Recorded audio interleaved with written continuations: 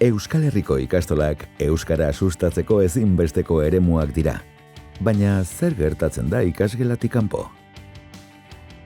Azken urteotan kezka handia sortu da. Gazteen artean euskararen erabilera informalak bera egin baitu gaztelaniaren eta frantsesaren mesedetan. Egia da, ikastoletatik gaur egun guraso direnak bere garaian hemengo ikasleak izan zirela eta euskara badakitela, baina errealitatea da ez dutela erabiltzen eta gure kaleetan ez da gure hizkuntza entzuten. Horri guztiari aurre egin asmoz, Euskaltzaindiko Mintzola hizkeraren lantegiak, ikastolen elkarteak eta Mondragon Unibertsitateak Arikala proiektu berritzailea jarri dugu martxan. Arikala da Euskaltzaindiak Mintzola egitasmoan bitartez, Mondragon Unibertsitateakin eta ikastolen elkarteakin batera martxan jarri duen proiektu bat, ikasleen lagunarteko hizketa sustatzea helburu duena. Horretarako material didaktiko ezberdina prestatu dira, bai gela barruan modu informal batean lagunarteko hizketa hori lantzeko, baina baita ere aisia esparruan. Ekintza honen bitartez ikusi nahi dena da ea baliagarri zaizkien beraien hizkuntza informal hori aberasteko. 3 urteko proiektu bat da eta Euskal Herri osoko 10 ikastoletan ari dira esku hartzen. Arikalan parte hartu duten ikastolak honako hauek izan dira. Gipuzkoan Haurtzaro eta Irura, Bizkaian Abusu eta San Nikolas, Nafarroan Jaso eta Lizarra, Araban Asa eta Laudio, eta Ipar Euskal Herrian Kimua eta Gure ikastola.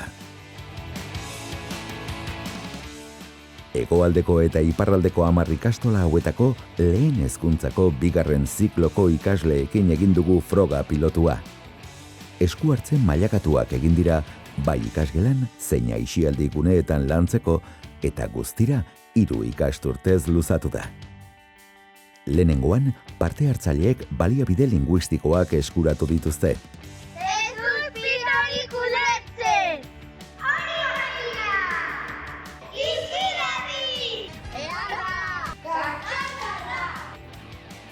Bigarren ikasturtean erabilerara jauzi egin dute.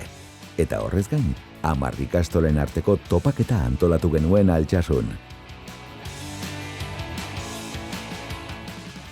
Azken ikasturtean, ikasleak erreferente bihurtu dira gazteagoei euskaraz egiten lagunduz. Arikalatarra aiz, ez da hala? Orduan, euskaraz hitz egin ezan. Proiektua martxan jarri duten 3 elkartez gain, irakasleen inplikazioa ere azpimarragarria eta erabakigarria izan da Arikala aurrera ateratzeko. Nik maite izan duen ikustea hori inplikazioa. Jendeak nola euskararen aldetikan esfortzu bat egiten duen benetan aurrek izatea alternatibo bat espainolez edo frantsesez ez mintzatzeko.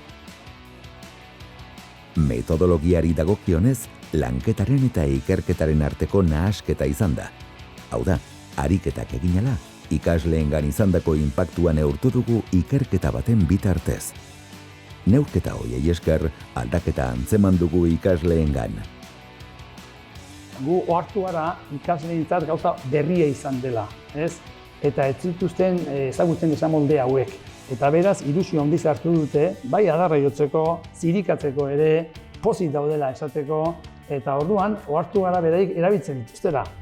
Datu asko jaso ditugu eta behaketa asko egin ditugu, baina igual aipagarrienak dira esamoldeen artean lehen erabiltzen zituzten horietatik 11%ak egin duela gora euskaraz eta beraz 11%ak bera gaztelaniaz eta frantsesez. Eta beraz, eragin positiboa izan duela implementazioak eta nolabait erabiltzen dituzten esamolde horietan ematen du tresnak orain gehiago direla euskaraz adierazkortasun hori lortzeko. Egunerokoan izandako aldaketei esker, argi geratzen da Arikala proiektua oso mesedegarria izan dela. Arikala dugu beraz, gazteen artean euskara informalari bultzada emateko esperantza Naiz eta eskuhartze sistematizatu eta iraunkorragoak beharko ditugun, gaur egungo erronkei aurre egin eta gazteen hizkeran eragiteko. Izan ere, faktore askok eragiten dute gazteen eguneroko hizkeran, eta ikusi dugunez, arikalaren bidez egindako eskuhartzea mugatuegia da aldaketa kuantitatibo esanguratsuak erdiesteko.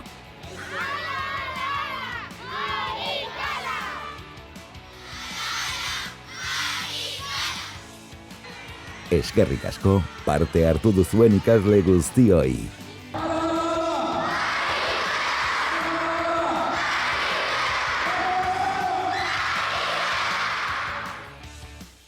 Arikala dezagun euskara.